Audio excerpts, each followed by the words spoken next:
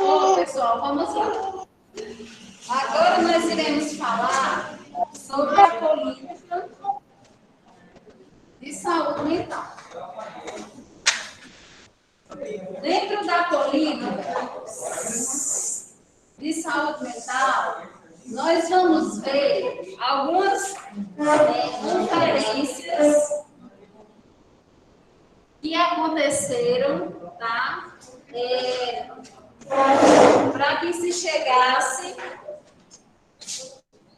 à reforma psiquiátrica. Ok? Não esqueçam, mesmo com os slides e com a aula, não deixem de ler o manual da reforma psiquiátrica, certo? Então, pessoal, quando eu falei para vocês que a reforma psiquiátrica ela se deu por quem? Felipe Pinel. Quem ia para as ruas protestar?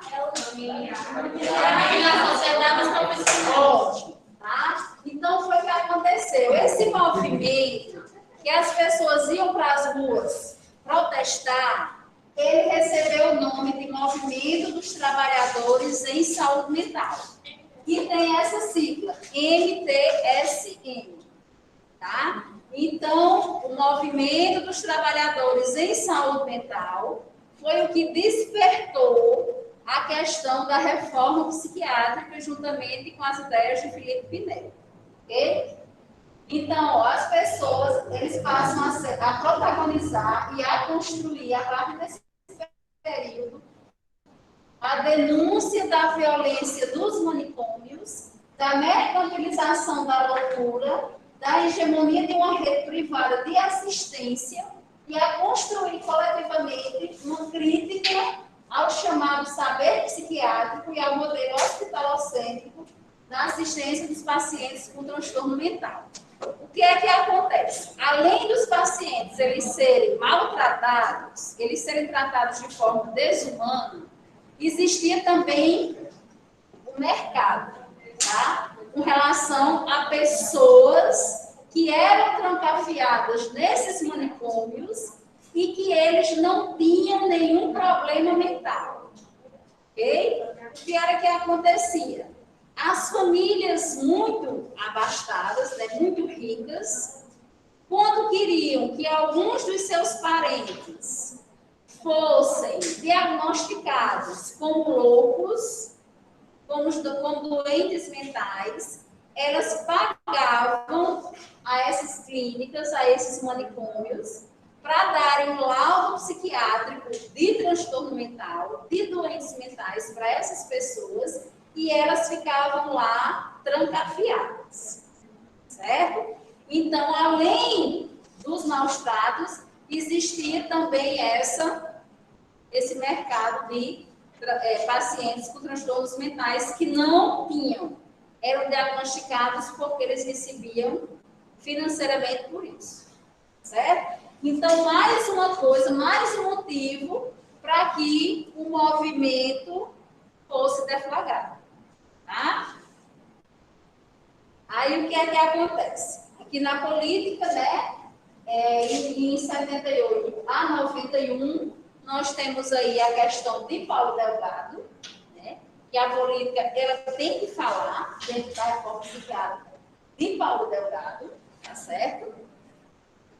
E daí nós temos a segunda Conferência Nacional de Saúde Mental, que passa a entrar em vigor as primeiras normas federais que regulamentam a implantação de serviços de atenção diária, que são CAPS, NAPS, como eu falei para vocês, né? Que é o Núcleo de Atenção Psicossocial, mas que hoje nós só temos CAPS, que é o Centro de Atenção Psicossocial, tá? Além disso, nós temos os hospitais dia e as primeiras normas para fiscalização e classificação dos hospitais psiquiátricos. Com relação a esses hospitais dias, o que é que acontece? Ele atende no mesmo sistema do CAPS. Os pacientes vão para lá, passam o dia no CAPS, recebendo medicação, recebendo alimentação, sendo bem tratados, sendo consultados e realizando oficinas, tá? Em nenhum momento os pacientes do CAPS, eles ficam ociosos, certo? O CAPS, quando realmente ele trabalha, os pacientes, eles têm que estar realizando oficinas, têm que estar ocupando a mente, ok? Quando é de noite, tanto no hospital dia como no CAPS, né, eles vão para suas residências, conviver com suas famílias, ok? A diferença do CAPS para o hospital dia é que no hospital dia fica mais em sistema de internação, tá? Então, muitas vezes, os pacientes que precisam ficar em leitos, fazer uso de alguma medicação. Não estava aparecendo. Foi mal. Qualquer coisa vocês falam, viu, pessoal? Porque possa ser que eu não.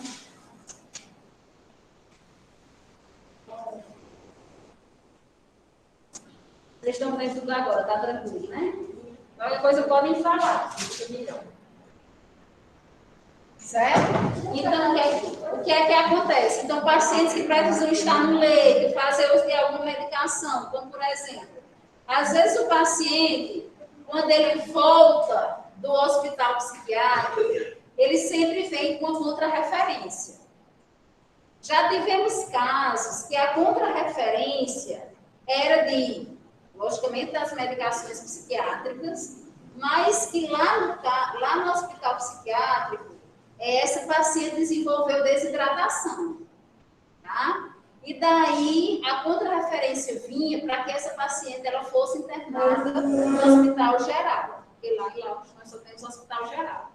Em cidades que tem hospital dia, essa paciente ela iria ser internada lá, tá? E caso ela pudesse, à noite, ela iria para casa, certo? No outro dia, retornar, tá? Então, essa aí é a diferença do CAPS em hospital dia.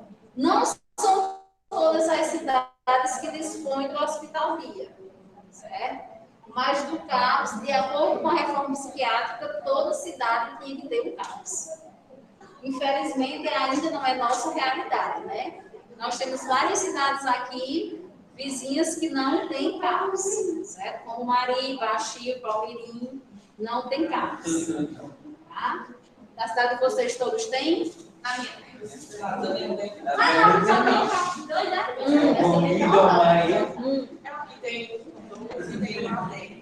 a diferença do 1 para 2 para 3 é qual? Que no 3 tem 24 horas, né? Mas não existe outras diferenças. Como eu estava falando ali, as meninas de profissionais. Mas a gente vai ver direitinho. Certo? Mas é mais de profissionais. Não é de estudantes. A gente vai estagiar nos 3.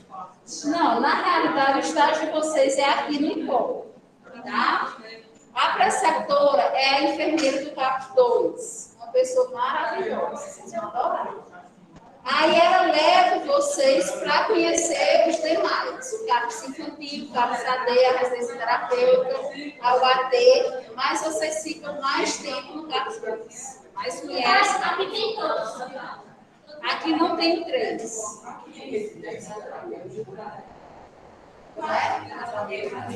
Voltando, pessoal. Aí, ó.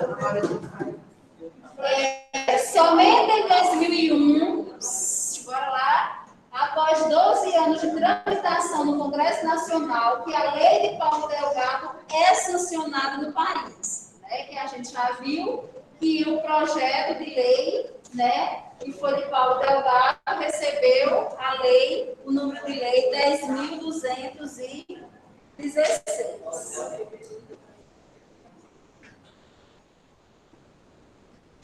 Certo?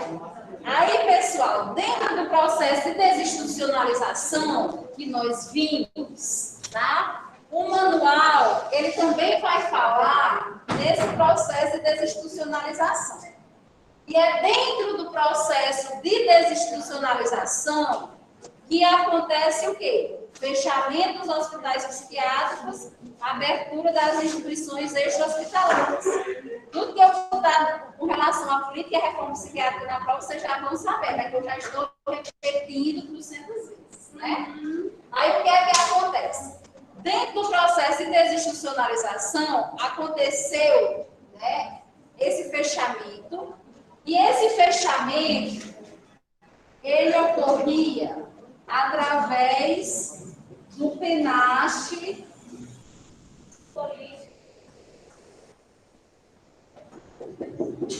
psiquiátrico, tá? Que é a Política Nacional de Avaliação dos Serviços Hospitalares. No caso aqui, psiquiátrico. O que é que acontecia?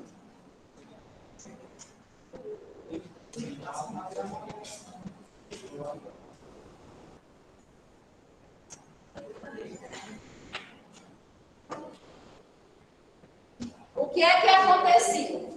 Dentro do Programa Nacional de Avaliação de Serviços Hospitalares Psiquiátricos, o Ministério da Saúde, ele mandava, digamos que tinha um hospital psiquiátrico X. Aí o Ministério da Saúde, ele mandava os fiscais do Ministério da Saúde, que fazem parte do PENASH, fiscalizar esse hospital X. O que é que eles iriam ver lá?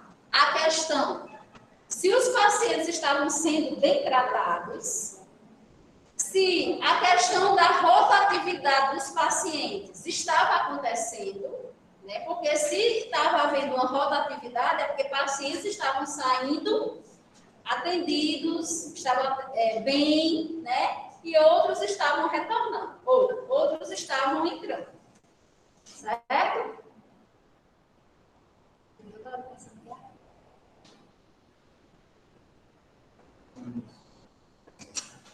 Aí, outra coisa que eles olhavam era a questão dos recursos humanos, dos profissionais que faziam atendimento lá.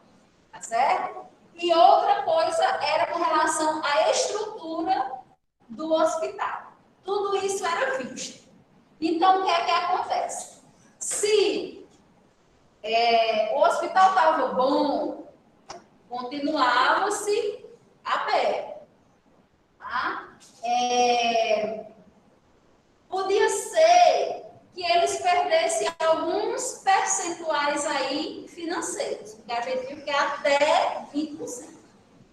Tá? Mas ele estava bom, continua aberto. Possa ser que ele não esteja tão bom, esteja faltando muita coisa. Aí os fiscais vão dizer que ele vai continuar aberto, porém ele vai perder mais os percentuais financeiros e que ele melhore, porque se na próxima ele não melhorar, vai ser fechado. No caso, a intenção desses processos não é fechar 100%. Não, na realidade, Lavínia, a reforma psiquiátrica, ela quer fechar 100% dos hospitais e fique só as instituições extra-hospitalares.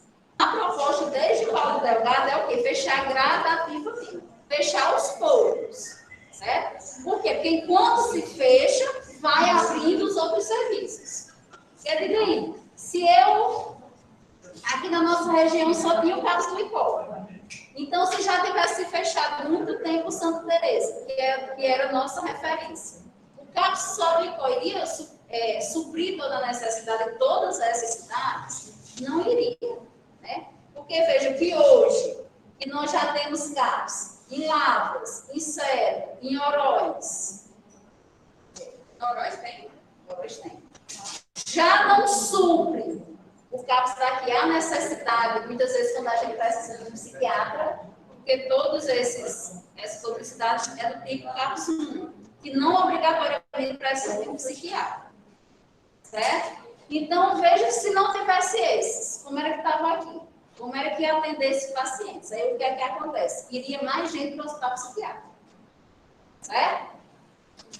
Aí, o que é que acontece? Em última instância, a visita vai ser feita, se não melhorou nada, se está tudo ruim, fecha-se o hospital. Tá? Então, quem vai dizer se o hospital vai ser fechado ou não, não é o Ministério da Saúde que aponta e diz, vamos fechar o hospital tal, vamos fechar o hospital tal. Na realidade, o fiscal vai lá, observa como está, se tem condições de funcionar ou não. Certo? Aí, com relação específica ao Santa Teresa, né? Alguém aqui já viu Santa Teresa? Não. Pronto, nós já tivemos a oportunidade de levar alguns alunos daqui. Né? Antes, quando era aberto, eu levava as turmas para lá. Fortaleza? Era, claro. Tá? Eu levava as turmas para lá, porque os estágios sempre são do CAPS, então eu queria que eles vissem as duas realidades, de um hospital psiquiátrico e de um CAPS. Né? A última turma que conseguiu ir para lá, foi antes do fechamento, né? Quando nós chegamos lá, os profissionais que estavam lá ainda trabalhando, uma enfermeira, que ou trabalhava diurno ou trabalhava noturno, era rodízio, né, que ela fazia os dias e das noites aí, alternância, na verdade.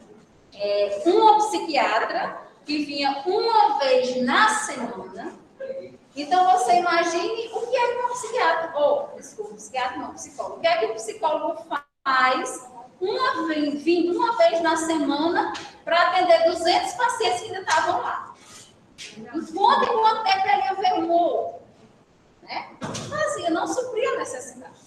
Né? E daí, quando a gente foi fazer a ronda no hospital, tinha 5 pacientes no hospital, na ala masculina, todos dopados de medicamento, que eles não tinham nenhuma reação. Existiam 30 pacientes na aula que era do presídio, né? E lá tinha uma aula só de homens que fizeram, né, alguma coisa errada aí, e daí receberam um laudo psiquiátrico e foram internados, tipo prisão mesmo. Tá? E lá, tanto na aula masculina quanto nessa da prisão, que também era masculina, não tinha nenhum profissional de enfermagem, nenhum técnico, nenhum auxiliar. No presídio tinha os carcereiros lá, né? O pessoal que vinha das cadeias e ficavam lá porque eles eram aprisionados, né? E na aula feminina, minha gente, tinha umas 80 pacientes e uma técnica de enfermagem. Tá? Se um entrasse em crise, porque um paciente transtorno mental, quando entra em crise, os demais entram. Então, se um entrasse em crise, o negócio destroço lá ia ser grande. Viu? Porque uma técnica de enfermagem, ela podia fazer o quê? Correr. Né? Porque não ia poder separar, tirar o paciente que estava em crise, porque as demais já estavam. Né? Então, e lá nós encontramos pacientes deitados no sol, né? Que lá tinha uma área que era descoberta, paciente deitado no sol, encontramos pacientes nuas, né? Ou seja, a assistência lá não tinha nenhuma. Tá? Então, realmente por isso que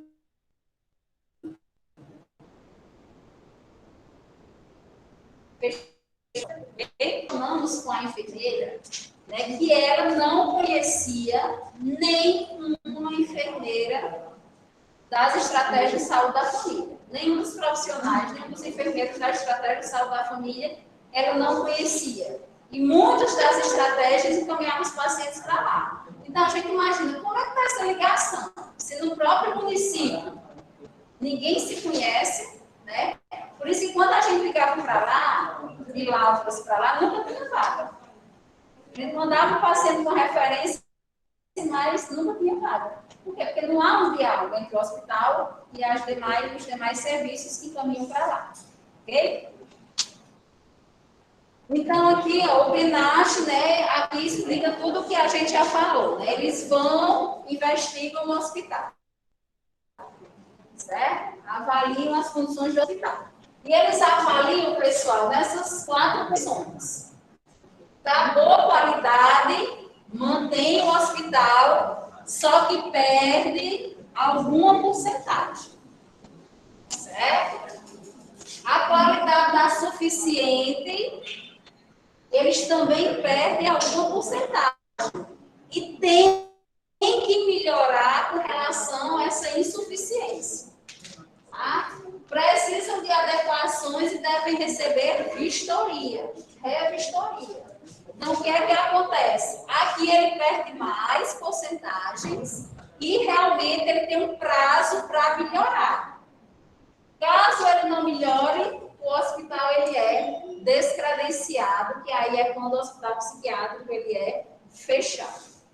Ok? Por exemplo, você disse que lá tem 200 pacientes. No caso, ele foi descredenciado. É imediatamente isso? Não, aqui eles vêm nessas etapas. Certo? Não, aí o que é que acontece? Se ele chega, quando o penacho chega lá, já encontra o hospital aqui, com inadequações, aí o que é que ele faz? Ele avisa, tá? Ele já avisa, ó, caso não melhore, o hospital ele vai ser fechado. Aí quando o hospital já vê que ele não tem condições de melhoria, porque já perdeu alguma porcentagem, porque ele já não tem lucros próprios. Então, o que é que acontece? Ele já vai mandando os pacientes para as suas casas. Tá? Começa-se com os pacientes que já conseguem ir, certo? Aí, existe um programa, que é o Programa de Volta para Casa, tá? Que nós iremos falar nele.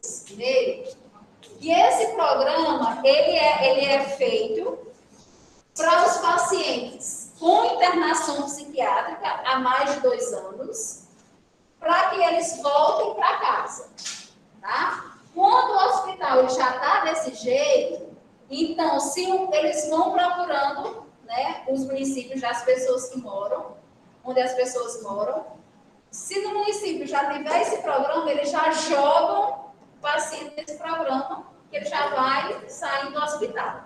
Então, assim, quando ele vê que não tem condição, ele já vai tirando os pacientes, tá certo? Para que seja realmente de forma gradativa.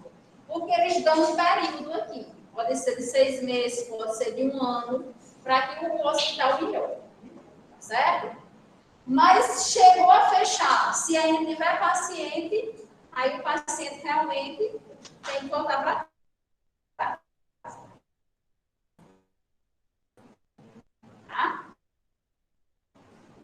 Nós temos um paciente dessa, que realmente vivia mais tempo no Santa Teresa do que na casa com a família, e que a família teve que receber, e hoje a família convive com ela, leva a paciente para o CAPS, só que assim, é trabalhoso, né? Às vezes elas vão encontrar a paciente lá em Casa Alegre perdida, né? E é isso. Agora a família realmente tem que tomar de conta e levar realmente para o CAPS, né? Para que o CAPS possa, pelo menos, amenizar a situação. Certo?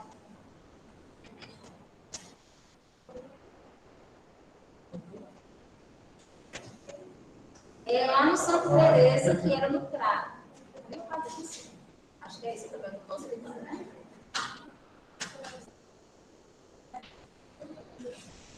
Aí, pessoal, aqui ele fala, tá? Que o dinheiro do PENASH, ele vai para as instituições extra-hospitalares. Aí acontece aqui também uma coisa com relação aos hospitais gerais. Existem alguns hospitais gerais que recebem financeiramente para atender os pacientes com transtorno mental. Tá? Aí vocês podem perguntar, mas não é a obrigação de todo hospital atender todos os pacientes? É. Só que o hospital que recebe financeiramente para atender os pacientes com transtorno mental, ele já tem uma ligação com algum CAPS, certo? É o que a gente chama de leitos psiquiátricos dentro do hospital. Por exemplo, o Hospital Regional daqui do Icó, ele recebe financeiramente para atender os pacientes com transtorno mental. Ele recebe financeiramente por 2 leitos psiquiátricos. Aí não imagine vocês, né, que vai ter sempre uma enfermaria lá com 2 leitos, esperando um paciente psiquiátrico, não. Na verdade, não tem, certo?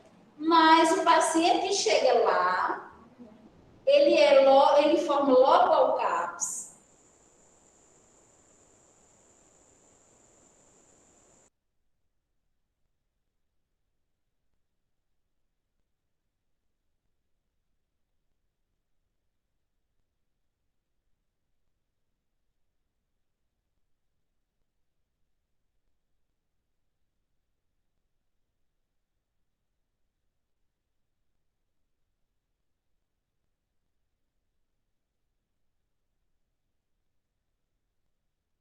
Vai atender um paciente com transtorno mental? Vai. Porque é obrigação do hospital atender. Só que não tome de conta desse paciente. Mas ele presta o atendimento, ele faz com que o paciente saia da crise, ele presta orientação à família, dá toda a assistência. Só que o paciente não fica internado lá, porque eles não têm condições, ou seja, leitos, né, estrutura para acomodar, para tratar o paciente em crise. Ok? Então, além dos serviços extra-hospitalares, nós também temos outro dispositivo aí para vocês verem, pessoal, que é isso que eu quero que vocês imaginem, que a gente sabe, né, das dificuldades que o Ministério da tem, né, com relação a todas as políticas. Com relação à saúde mental, né, veja que, mesmo com as deficiências, ele está fechando o hospital psiquiátrico, mas não está deixando o paciente solto, sem uma assistência. Ele está tentando investir em outros tipos de serviço, tá? E isso nós vemos que acontece, nós estamos vendo que acontece. Acontece como deve ser? Infelizmente, não. Né? Para a tristeza nossa como profissional e dos pacientes, não. Mas está acontecendo. Ele não está deixando solto. Ok? Então, é nesse sentido que eu quero que vocês imaginem. Né? Ele está ampliando o CAPS 3, como nós já falamos. Ele está buscando outros serviços. Ele está investindo nos hospitais gerais que já existem, mas que atendem esse tipo de paciente. Tá? Ele está investindo em outros programas para estimular, né, que esse paciente volte para casa, para estimular que esse paciente seja acolhido pela família, certo? É pouco investimento? Porque, por exemplo, aqui o programa de volta para casa, como vocês viram ver, o paciente recebe uma bolsa auxílio no valor de R$240. Para fazer parte do programa, ele recebe esse valor de R$240 e é obrigado a ser atendido no CAPS. O CAPS está acompanhando esse paciente. Hoje, esse valor, em alguns municípios, já é de 320. Né? Aí você pode perguntar, 320 dá para quê? Tá. A gente sabe que não dá. Mas veja, pessoal, que é um parente. Né? E eu ainda estou recebendo por esse parente. É minha obrigação. Tá? Infelizmente, nós temos muitas famílias, muitos pacientes que não têm o responsável. Certo? Realmente eles vivem jogados, eles vivem ao léu. Por mais que a assistência social do município venha a questionar a família, que é obrigação da família, mas aí eles dizem que não tem condições.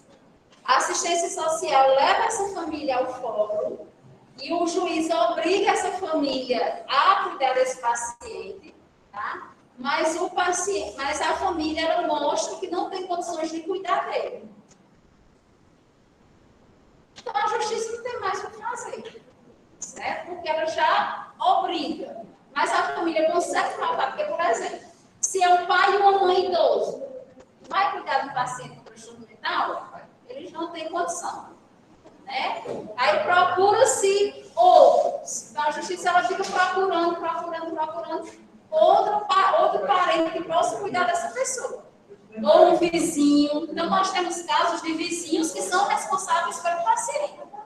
Tá? Nós temos agentes de saúde que são responsáveis pelo paciente. Por quê? Porque naquele município não tem um parente que cuida desse paciente. E que esse parente, mesmo que a justiça obrigando, ele mostra que ele não tem condição. Certo? Aí nós temos parentes que são cuidadores, que são responsáveis, mas que na realidade não ligam para o paciente. Deixam o paciente à vontade. Certo? Deixam o paciente passando fome, mesmo ele tendo um benefício.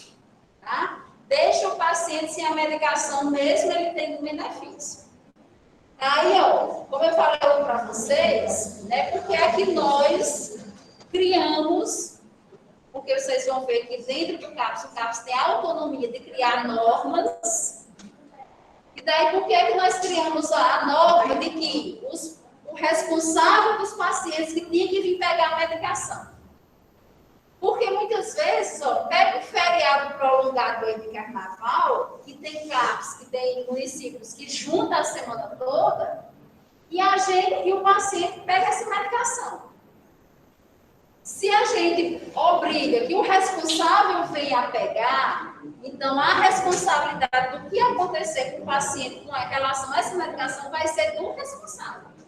Mesmo a gente sabendo, né, que Dona Maria tem seu João como responsável. Mesmo a gente sabendo que seu João não vai ligar, que ele vai chegar e entregar toda a medicação à Dona Maria pode tomar essa medicação de uma vez, mas a responsabilidade não é nossa. Tá? E é aí que o CAPS ele tem que criar suas normas, suas leis próprias, seu modo de funcionamento, para que a gente esteja sempre respaldado com relação a esses responsáveis que, na realidade, só são no papel. Tá? Que, na realidade, eles não cuidam de pacientes. Por que é que a gente se preocupa tanto com a alimentação de paciente? Porque a gente sabe que tem paciente que não tem o que comer. Tá? Que a última refeição que ele faz é 3 horas da tarde lá no CAPS. E que ele só vai fazer outra refeição quando ele chega no outro dia do CAPS para tomar café. Por isso que a gente, como enfermagem, tem que ter o cuidado de primeiro o paciente se alimentar, para depois o paciente receber essa medicação. Certo? E isso é função nossa, enquanto enfermagem. Tá?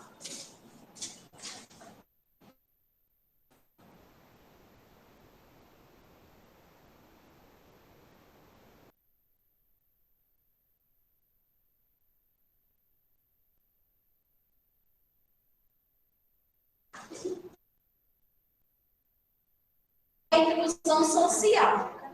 Essa inclusão social, ela também entra com uma política de saúde mental, com uma política da reforma psiquiátrica. Tá?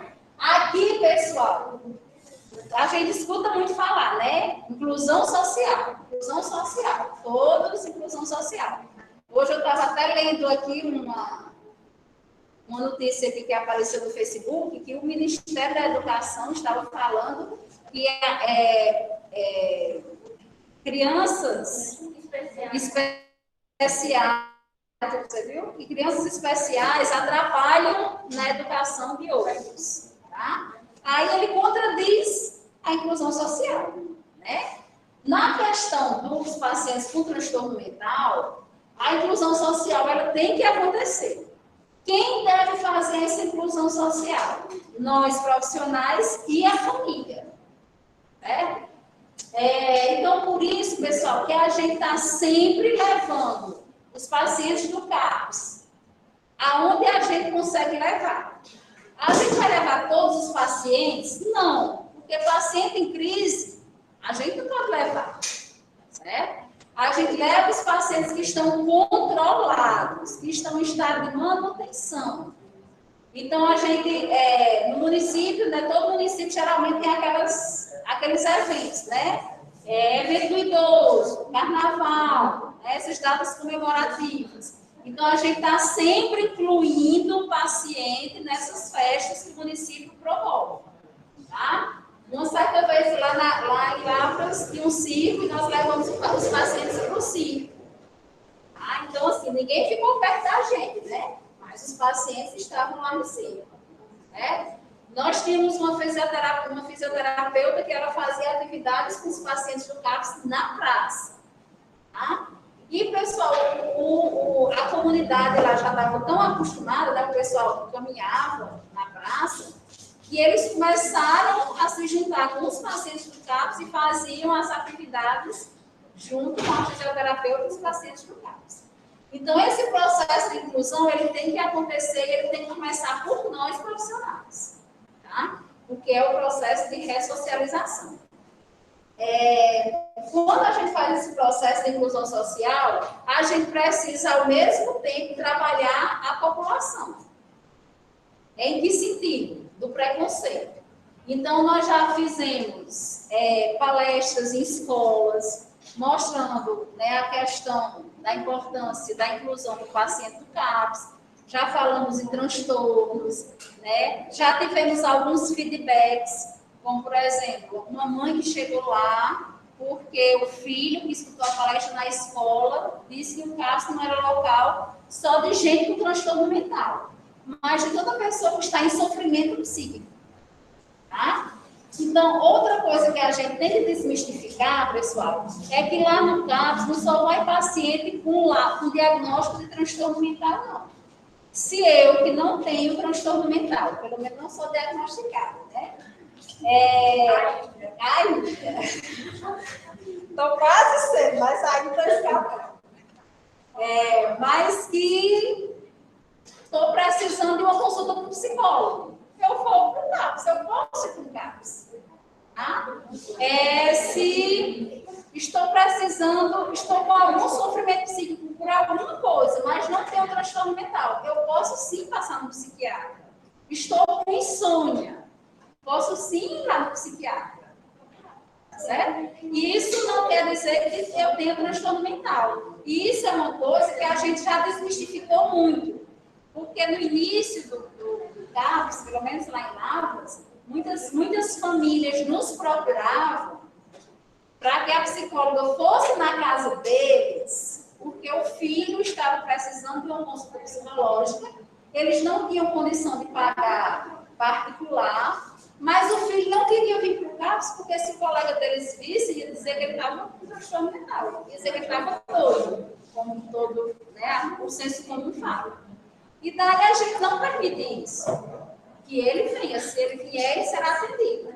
Mas o profissional não tem condição de ir na casa dele, porque ele tem vergonha de ir para o CAPS. Certo? Então, isso nós temos que trabalhar, e essa questão da inclusão social, nós devemos levar os pacientes para a sociedade.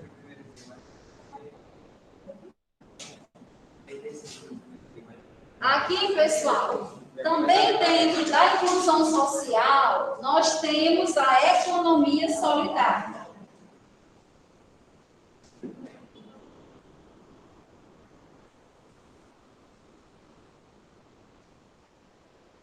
O que é essa economia solidária? É quando a gente arranja emprego para os pacientes do CAPS. Tá? Essa economia solidária é um projeto do Ministério da Saúde junto com as prefeituras. Tá? Então, o que é que acontece? O CAPS-X vê que está com muitos pacientes em estado de manutenção. E são pacientes que precisam sair do CAPS. Não precisam mais estar lá. Então, o que é que acontece? Eles mandam um projeto para o Ministério da Saúde, que é o projeto da economia solidária. Aí o Ministério da Saúde vai aprovar ou não esse projeto. Como é que acontece? Aprovou o projeto, o Ministério da Saúde ele manda uma parte de uma verba para a prefeitura, e a prefeitura dá outra parte da verba e começam o quê? A empregar os pacientes do CAPS. Né? Então, o seu João já está a ponto de receber alta. Mas a gente vai só dar alta ao seu João? Não. A gente quer colocar ele na inclusão social, a gente quer ocupar a mente dele. Então, o projeto foi aprovado, a gente vai lá na prefeitura e diz, nós queremos um emprego para seu João. Aí, logicamente, que ele não vai fazer todo tipo de emprego, ou todo tipo de trabalho, né? Existem alguns trabalhos que ele possa desenvolver, como, por exemplo, aguar uma praça, né? Ser porteiro de algum local, certo? Trabalhos mais simples, mas que ele vai estar recebendo por isso, certo? Ele vai se sentir importante, tá? E assim, pessoal, para o paciente e para a família, isso é benéfico. Porque além de uma renda a mais, porque no mínimo aqui eles recebem um salário mínimo, tá? É uma renda a mais para a família, o paciente vai se sentir importante, porque ele já não é mais um paciente do CAPS. Agora ele é um paciente, ele é uma pessoa que tem um trabalho, tá? E a gente vê muito essa questão financeira pesar com os pacientes com transtorno mental.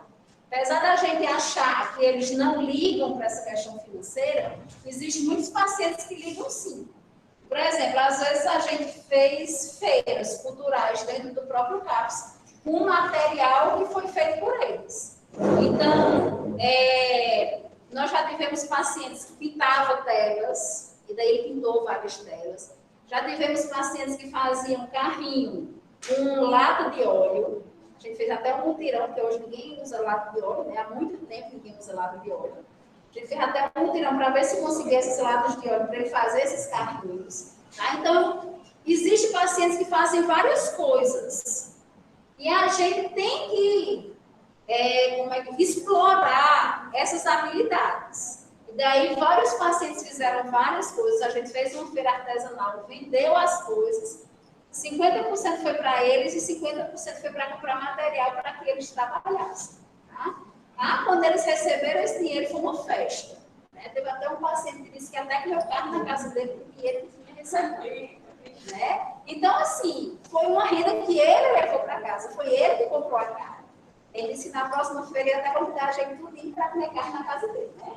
Mas, assim, imagine agora com emprego, certo? Então, o projeto de economia solidária, ele deve acontecer, tá? E veja que é uma junção do Ministério da Saúde com a prefeitura, certo? Onde o paciente vai ser inserido em trabalho mesmo, ele vai trabalhar, tá? E aqui, pessoal, nós temos alguns desafios da reforma psiquiátrica, certo? Esses desafios, pessoal,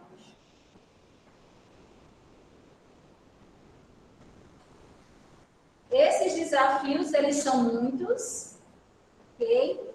Mas que a gente consegue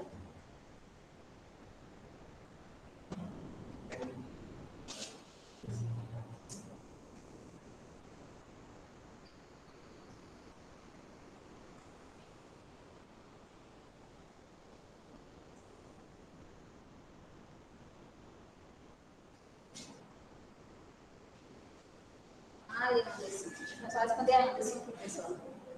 Travou para ele. Anderson, é o seguinte, no hospital geral, existe alguns leitos psiquiátricos. Quando o hospital geral, ele recebe financeiramente por isso. Tá? Então, esses pacientes, esses hospitais gerais que recebem os leitos psiquiátricos financeiramente, eles têm por obrigação de internar o paciente lá. Só que o paciente, ele também fica sendo acompanhado pelo CAPS. Nos hospitais gerais que não recebem financeiramente pelo leito psiquiátrico, eles vão atender o paciente, porque eles não podem negar assistência. Só que eles não vão ficar com o paciente internado por muito tempo, eles sanam a crise do paciente e mandam o paciente para casa com referência para o acompanhamento do CAPS. Certo? sei se foi bem isso que você perguntou no primeiro questionamento. Ok? Então, pessoal, vamos lá. Os desafios que a gente encontra aí no CAPS, ou na reforma psiquiátrica.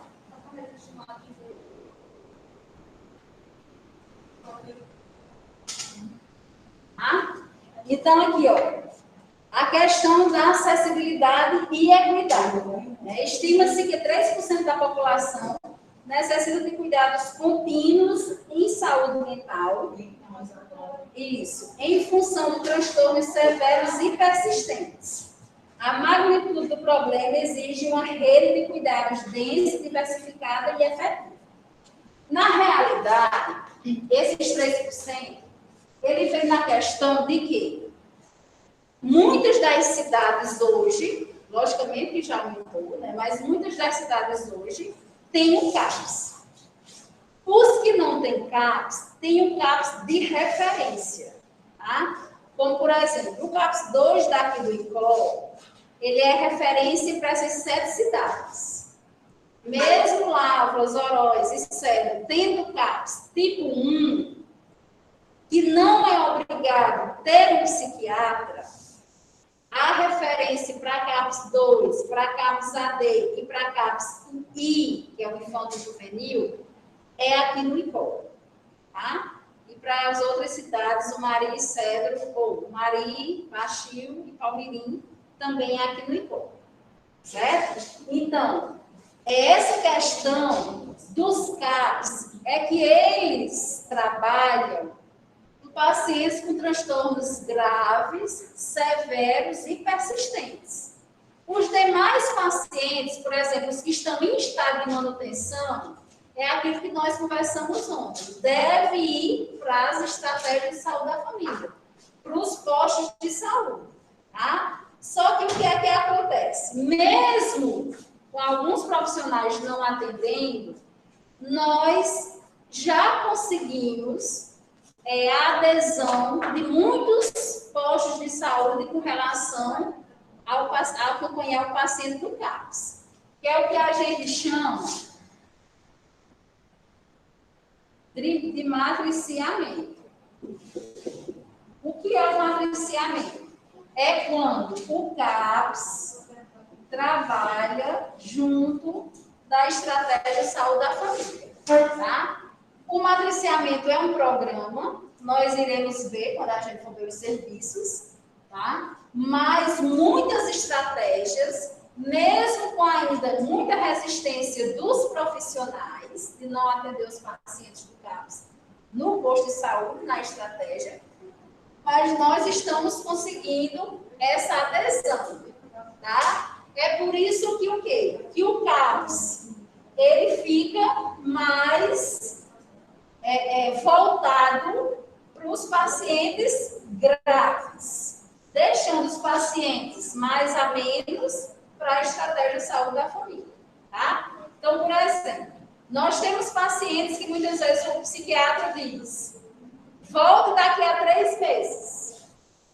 Mas lá na farmácia, que distribui a medicação, que geralmente essa farmácia é dentro do CAPS, a farmacêutica ela só libera uma caixa de comprimido que dá para 30 dias. O que é que eu vou fazer? O médico mandou voltar daqui a 3 meses, mas eu só tenho medicamento para 1 mês. Então, a estratégia que aderiu ao matriciamento, ela vai dar essa receita para o paciente, fazendo com que ele não necessite ir para o CAPS. Tá? Ela vai dar, o médico lá vai prescrever a medicação e o paciente vai só na farmácia do CAPS pegar essa medicação. E passa do outro mês e nos 3 meses ela retorna para o CAPS para consulta. Certo? Então, o matriciamento, pessoal, ele está acontecendo. Tá? Por isso que tem aí os 3% e pode aumentar aí um pouco, mas também não vai ser tanto não, porque está havendo essa junção. Tá? Então, com relação a esse desafio, nós tínhamos muito, porque a estratégia ela sempre foi resistente, certo? A não cuidar dos pacientes. Mas agora nós já temos um bom número de... Tá? Cerca de 10 a 12% da população não só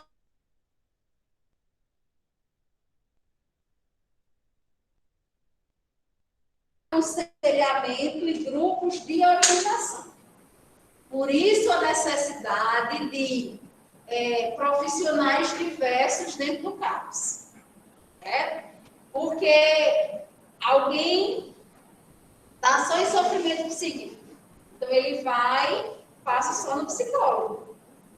A família, a mãe daquele paciente que tem transtorno mental está precisando ocupar a mente. Então, ela vem para o CAPS para fazer oficinas. Tá? Nós já tivemos uma oficina, que era a oficina das bonecas, onde a artesã, que também é importante dentro do CAPS, ela fez um projeto, nós mandamos para o Ministério da Saúde, ele mandou no tempo, né? Há uns anos atrás, mandou R$10.000 para a compra de material para fazer esse projeto dela. Então, foi comprado máquinas, materiais para ela trabalhar. E quem foram os pacientes? Os familiares. Tá? Então, nós temos hoje uma das familiares que vende bonecas confeccionadas por ela e que aprendeu lá no projeto da Casa de Bonecas. Porque no tempo o filho dela era paciente nosso, tá? Mas aí ele tentou suicídio e conseguiu, né? Na terceira vez que ele tentou, infelizmente ele conseguiu, tá? Mas hoje ela vende as bonecas porque aprendeu lá na oficina, certo? Então, assim, é um desafio, por quê? Porque não é todo CAPS que tem materiais, que tem recursos humanos e materiais para fazer esses projetos. Certo? 6. Não, eu trabalhava lá em cá. Eu saí porque eu tive meu segundo filho, aí eu tive que escolher. Aí eu preferi ir lá, porque o município, né, município. Contratado no município é contratado no município, só sou. Aí pronto, né, assim? Tá? Aí, pessoal, então nós temos como desafio justamente isso aí. Porque assim, vocês podem conhecer CAPS por aí, que eles realmente trabalham como deve ser tratado, como deve ser trabalhado, certo? No CAPS, o paciente ele tem que ter alimentação, ele tem que ter medicação, ele tem que ter oficina, ele tem que ter os profissionais para ajudar, para observar, tá? Deve ter materiais para ocupar a mente, né? Eu já trabalhei em CAPS assim, e tinha tudo. E lá, pessoal, tinham 5 refeições para os pacientes. Era café, era o lanche da manhã, era almoço, era o lanche da tarde e o lanche da saída, porque a gente sabia que eles não tinham que jantar. 5 refeições, e era variado, era de fruta. Nós tínhamos um nutricionista que cuidava só da alimentação desses pacientes. Já vi CAPS que não tem nada. O paciente vai para lá, fica sentado, tem o almoço, ele almoça e vai para casa. Tá? Já vi CAPS que trabalham com um sistema de ambulatório, só consultas, não tem pacientes lá, é só sistema de consulta. Consulta do psiquiatra, consulta do psicólogo, consulta do psicopedagogo, profissional que estiver lá, certo? Mas veja que a proposta é acolher o paciente passar o dia lá. O que é que o CAPS faz se ele está só consultando? Vai para o hospital e consulta. Não é? Ele não está sendo CAPS, ele não está fazendo o papel de CAPS. Certo? O papel de CAPS é quando ele trabalha a mente do paciente. Quando a enfermagem que está lá fica observando o comportamento do paciente. Quando a enfermagem que está lá vê a questão dos medicamentos, vê a questão de exames semestrais, trimestrais, anuais. Sabe que Dona Maria fez preventivo o ano passado, em novembro, que agora, em novembro, Dona Maria vai fazer a enfermagem que vai fazer a ligação com a estratégia para fazer o preventivo de Dona Maria. Certo? Isso é um CAPS. Mas existe CAPS que, infelizmente, é ambulatório. Tá? Só consultas, não tem pacientes lá. Ok? Outro desafio aqui é a questão da acessibilidade, certo? Essa questão da acessibilidade, pessoal, isso acontece em todos os serviços, né? E no CAPS isso não poderia deixar de acontecer. É a questão de, os CAPS são sempre zona urbana. Não existe CAPS em zona rural. Né? Aliás, cada município só tem um tipo de CAPS. Pode ter um CAPS 2, um CAPS 3, um CAPS 1. Mas só tem um de cada tipo. Né? Então, por isso que ele é sempre na zona urbana. Muitas vezes essa questão de acessibilidade o paciente ele não consegue chegar lá. E, infelizmente, quando chega, o profissional não estava lá naquele dia, a medicação que ele foi buscar não tinha naquele dia, e o paciente pagou 2 motos para chegar até o CAPS e agora ele não tem mais condição de pagar. Então, ele não vem. Então, ele perdeu a consulta.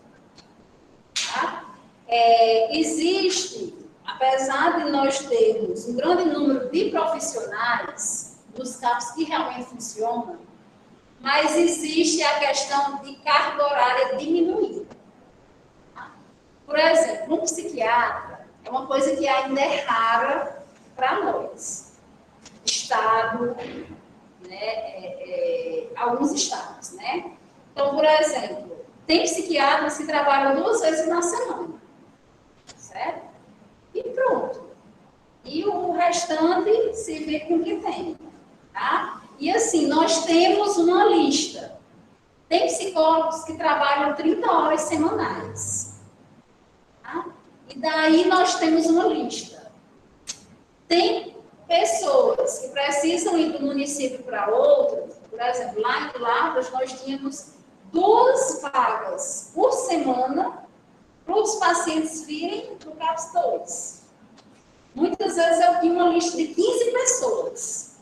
Então eu tirava 2 para vir para cá, os mais graves. Aí vem a questão de transporte. O município não tem transporte hoje. A pessoa vai ter que arcar. Mas ele não tem que arcar. Então, perdeu a consulta. Certo? Aí, as 2 vagas que eu tinha, um paciente veio, a outra eu perdi. Tá? Por quê? Porque o paciente veio dizer agora, 10 horas da manhã, que ele não foi para a consulta às 6.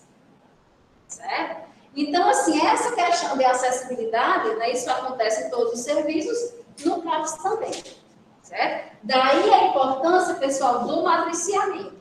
Por quê? Porque a estratégia, ela vai dar esse suporte. Então, muitas vezes a estratégia era até o transporte, para levar o paciente para outra cidade, para levar o paciente para o CAPS. Certo? Então, esse matriciamento, ele é muito importante para o paciente com transtorno mental. Tá? Mas é outro desafio que nós temos aí, essa questão da acessibilidade.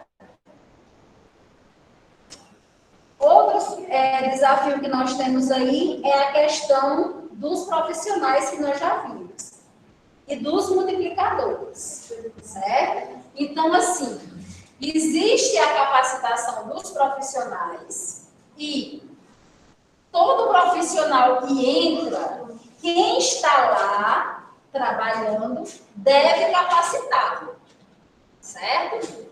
Deve mostrar como é o serviço.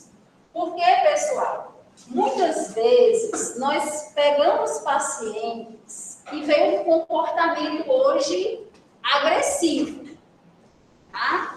E daí ele está querendo agredir todo mundo que está na sua frente. Então, o primeiro que ele vai agredir é o monitor que está lá na porta recepcionando ele, que é o vigia, mas a gente chama de monitor, tá? Então, geralmente, é um homem, tá? E a gente sabe que o homem, muitas vezes, ele vai querer revidar. Então, esse monitor ele tem que ser capacitado que ele não pode revidar. Tá? Nós, de maneira nenhuma, nenhum profissional do CAPS, ele pode revidar o que o paciente vai fazer com a gente. Ah, mas a gente vai apanhar? Tá? A gente vai correr, né? Então, para não apanhar. Certo? Mas já houve, né, profissionais que foram agredidos fisicamente, mas a gente não pode revidar, não vai bater no paciente. Tá? Então, a gente tem que buscar maneiras de conter esse paciente. Os monitores, eles nos ajudam nisso, certo? Porque a gente não pode mais fazer contenção física com amarraduras. Tem que ser realmente manual. Então, os monitores, eles têm que segurar o paciente até eles perderem uma resistência. E, pessoal, o paciente com transtorno mental, eles têm uma força que a gente não sabe de onde vem tamanha força, certo? E assim, então todos os profissionais, eles precisam ter essa capacitação e eles precisam ser orientados a não revidar, tá? Eu, pessoalmente, nunca recebi uma agressão física, mas verbal, inúmero, já perdi até a conta, né? E assim, em nenhum momento, nós profissionais temos que demonstrar medo, certo? Quando a gente demonstra medo e eles notam, então a gente é tipo aqueles que ele sempre vai amedrontar e vejam que eles têm noção disso, certo? Não acho que o paciente com transtorno mental ele não tem noção de nada, ele tem muita noção de muita coisa, tá? Então, até quando eu estava grávida, né, uma das pacientes, ela ameaçou dizendo que eu não ia ter meu filho. Aí, o que é que acontece? Ela era uma das pacientes que fazia um crochê. Ela fazia crochê muito bem. E ela ficava sempre na porta que a gente passava para o refeitório. Né? Então, assim, logicamente, com medo, sempre tive medo, né, dela, depois dessa ameaça, quando eu estava grávida, né, depois que eu pari, não tive mais medo, né? Mas eu sempre passava com algum monitor nessa porta, né? Porque eu precisava, como enfermeira, observar os outros pacientes. Então, assim, a gente sempre demonstrava que passava conversando, mas logicamente ele passava me protegendo, certo? Para que eu não demonstrasse que eu tinha medo dela, tá? Então, assim, a gente tem que como eu disse para vocês, a gente não pode confiar 100%, a gente tem que arranjar artifícios para que a gente se proteja, mas que a gente não pode revidar e não pode demonstrar isso. E como último desafio aí, né, para que vocês vão embora ou não, tá? Nós temos aí a questão dos recursos humanos, certo? Quando a gente for ver os CAPs, os tipos de CAPs, vocês vão ver como eu estava falando das meninas e como Lavínia perguntou, o que diferencia o CAPs 1, 2 e 3 são os recursos humanos, são os profissionais, tá? A quantidade de profissionais. Quais são os profissionais essenciais para estar no CAPS? O médico ou o psiquiatra, né? Porque no CAPS tipo 1 pode ser um médico com formação em saúde mental. Nós, enfermeiros, né, somos essenciais para o serviço. Psicólogo, assistente social, certo? Terapeuta ocupacional. Como é que a gente quer que elas vão aqui? Ela trabalhava no CAPS. Ela foi psicóloga. Ela tinha feito. Não, Michelle é enfermeira. Não, já era. Mas já vi. Não, fica. Não é. Aí, pessoal, né? Psicólogo, terapeuta, médico, E terapeuta ocupacional. A questão do assistente social ser importante é com relação aos benefícios. O paciente com transtorno mental, ele precisa ter benefícios. E muitas vezes esses benefícios eles são negados quando eles chegam no INSS. Quem vai orientar tudo isso é o assistente social. Outra função importante do assistente social dentro do CAPS é fazer com que os pacientes sejam tratados de forma digna pela família. Muitas vezes o paciente é acompanhado no CAPS, bastou ele receber o benefício, a família tira o paciente do CAPS, maltrata o paciente volta todos os sintomas, e quem se beneficia do dinheiro dele é a própria família. Quem vai atrás disso aí é o agente de saúde, tá? Quando muitas vezes ela ameaça levar a família ao fórum. Por isso tem que ser um assistente de saúde que realmente faça o seu papel, tá? Por quê? Porque ela vai levar a família ao fórum, porque ela vai ameaçar a família no sentido de que se o paciente não for bem tratado, se não receber conforto, se não receber a medicação, se não receber a alimentação, ela vai para o fórum e o paciente vai perder o benefício, tá certo? Então, assim, é papel dela fazer isso aí. Então, nós da enfermagem não precisamos nos meter nisso aí, nessa situação, tá? Com relação ao terapeuta ocupacional, que infelizmente não são todos os casos que tem, porque eles não veem, o município não vê essa necessidade do terapeuta ocupacional lá, mas o terapeuta, pessoal, ele trabalha juntamente com o paciente e ele consegue retirar, captar do paciente as habilidades que ele tem, certo? Então, toda a habilidade que o paciente tem, isso é visto através do terapeuta ocupacional. Aí, muitas vezes, o município ele não quer pagar o terapeuta ocupacional, porque é um profissional de nível superior, porque ele vai pagar mais, né? E acha que só a artesã vai conseguir ter essa visão, ter essa captação. E a artesã, por melhor que ela seja, ela não está lá para ter essa visão que o paciente X consegue fazer isso, o paciente Y consegue fazer isso. Ela está lá para produzir arte, junto com os pacientes. Certo? Então, isso é uma coisa que o CAPS, o coordenador do CAPS, tem que mostrar essa necessidade do TO, do terapeuta ocupacional, para o funcionamento do CAPS. Ok? Outra coisa também, os profissionais de nível médio, eles também são super importantes com relação ao tratamento do paciente. Tá? Por quê? Porque muitas vezes o paciente, ele se identifica com a cozinheira. E daí, ele começa a fazer confidências à pessoa da cozinha. E essas confidências que ele faz para ela são importantes para o tratamento dele. Por exemplo, quando ele chega com comportamento agressivo, é porque ele sofreu alguma violência em casa. E daí ele diz isso à cozinheira. Isso é importante no tratamento dele? Sim, porque o assistente social vai lá chamar a família, porque a enfermagem vai explicar para ela que o comportamento dele está mudando, porque está sendo agredido dentro de casa. Tá? E tudo que a gente constrói durante o dia, a família está destruindo em casa, certo? Então, assim, todos os profissionais, eles são importantes, desde o de nível superior até os de nível médio, certo? Tranquilo com relação aos recursos humanos? Tá?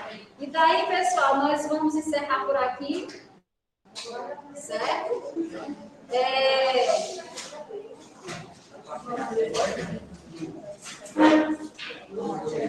Anderson, no caso, né, o leigo ele não fica lá esperando o paciente, não fica com enfermaria junto com o leigo, sem ninguém, esperando o paciente psiquiátrico, não. O paciente transformado não. O que acontece é que, quando se fala em leitos psiquiátricos, é no sentido de quê? Que o paciente, quando chegar nesse hospital, ele vai ser atendido. Se precisar de internação, ele vai ser internado quantos dias forem necessários. E que o hospital vai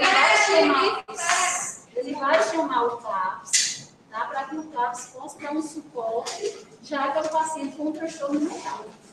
Certo? Nos hospitais que não têm os leitos psiquiátricos, eles também vão atender o paciente, só que dificilmente o paciente